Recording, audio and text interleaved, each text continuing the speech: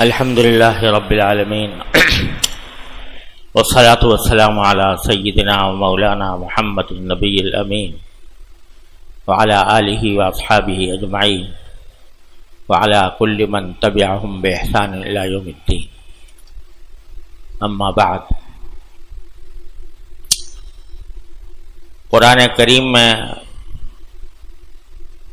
اللہ تبارک و تعالی نے جن دعاؤں کا ذکر کیا ہے ان کا بیان کچھ عرصے سے میں نے شروع کیا ہوا ہے، کیونکہ قرآن کریم میں جو دعائیں اللہ تبارک و تعالی نے یا تو اس طرح ارشاد فرمائی ہیں کہ تم یہ دعا کیا کرو. گناہوں میں جو لذت ہوتی ہے، خوب سمجھ لو، اللہ تعالی ہم سب کو توفیق عطا فرمائے. گناہوں میں جو لذت ہوتی ہے اس کی مثال حضرت حکیم الامت فرماتے ہیں، اس کی مثال ہے جیسے کھجانے میں لذت آتی ہے. خارش ہو جائے تو کھجانے میں لذت آتی ہے کہ نہیں؟ یہاں تک کہ لوگوں نے کہہ دیا کہ مزہ یا تو کھاج میں یا راج میں. دو چیزوں میں مزہ ہے، ایک کھاج میں ایک راج میں. تو اگر جب آدمی کو خارش ہوتی ہے کھجانے میں کتنا مزہ آتا ہے، لیکن آخر کار کیا ہوتا ہے؟ زخم ہو جائے گا نہیں. لیکن جس وقت لذت آ رہی ہوتی ہے اس وقت ہاتھ رکتا بھی نہیں کہ بھئی روک لیں ہاتھ کو، مزہ اتنا آ رہا ہے.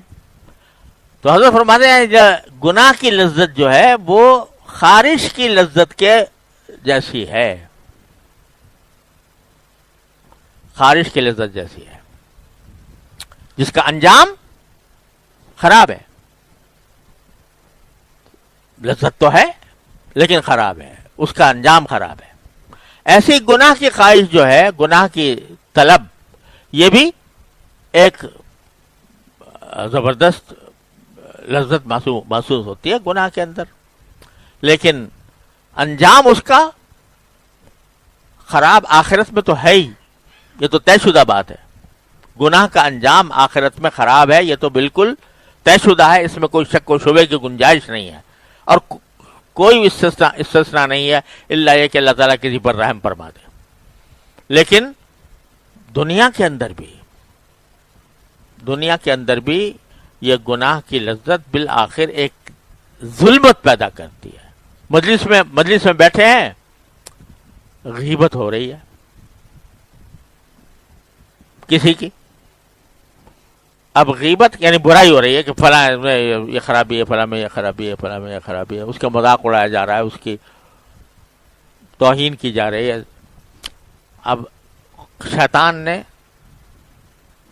اور نفس نے اس گپ شپ میں بھی لذت رکھ دی. جب گپ شپ ہو رہی ہو تو اس میں کسی کا ذکر کر کے اس کے آبرو ریزی کرنا، اس کو برا بھلا کہنا، اس کی برائیاں بیان کرنا، اس کے اندر بھی ایک لذت ہے. تو وہ جب آدمی اس لذت کا تقاضا ہوتا ہے اس کا مبتلا ہو جاتا ہے غیبت میں، کرنے میں یا کم از کم سننے میں.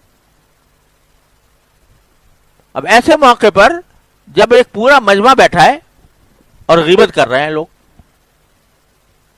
اور ایک آدمی بیچارہ چاہتا ہے کہ میں غیبت کی بات نہ سنوں، مگر محفل ایسی ہے، اس کا علاج تو یہ ہے کہ وہاں سے اٹھ کے چلا جائے، لیکن محفل ایسی ہے کہ اس سے اٹھنا مشکل ہو رہا ہے، یا تو خود اپنی خواہش نفس کی وجہ سے، یا اس وجہ سے کہ لوگ کیا کہیں گے.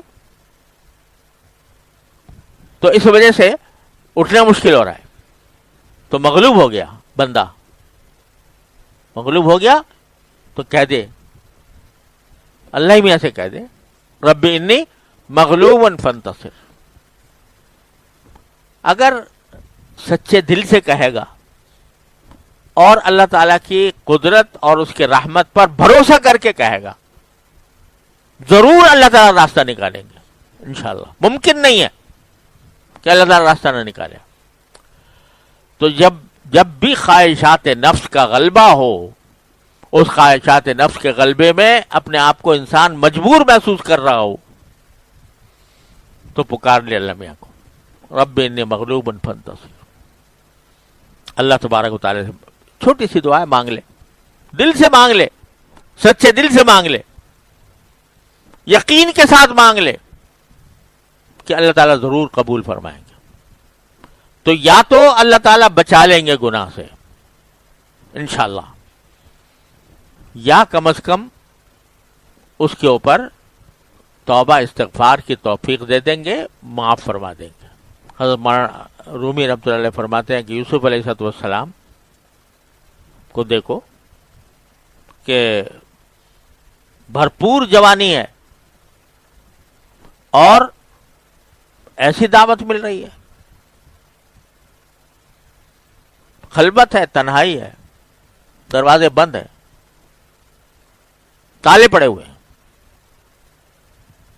تو کیا کیا معلوم، آنکھوں سے دیکھ رہے تھے کہ تالے پڑے ہوئے ہیں، باہر نکلنے کا راستہ ہی نہیں ہے، مگر دروازے تک بھاگ گئے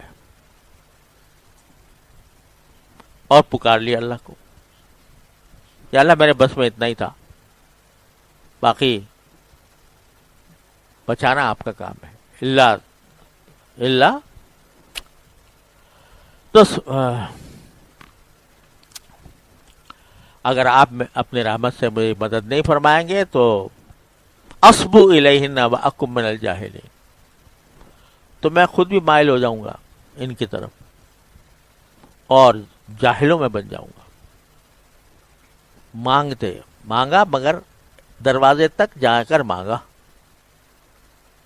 تمہارا رومی فرماتے ہیں کہ گرچہ رکھنا نیست عالم را پدید، خیرہ یوسف وار می باید دوید۔ اگرچہ تمہیں کوئی رکھنا نظر نہیں آ رہا، باہر نکلنے کا راستہ نظر نہیں آ رہا، لیکن کم از کم یوسف کی طرح، یوسف علیہ السلام کی طرح بھاگ تو جاؤ دروازے تک، دیکھو پھر دروازے کون کھولتا ہے۔ گرچہ رکھنا نیست عالم را پدید، خیرہ یوسف وار می باید دوید، یعنی یوسف علیہ السلام کی طرح بھاگ کے جانا چاہیے جتنا ہو سکے۔ تو جب بھی ایسی صورتحال پیدا ہو جس میں آدمی اپنے آپ کو مجبور پا رہا ہو کہ بھئی کہیں مجھ سے گناہ سرزد نہ ہو جائے، تو یہ چھوٹی سی دعا ہے، یاد کر لو، رب انی مغلوب فانتصر،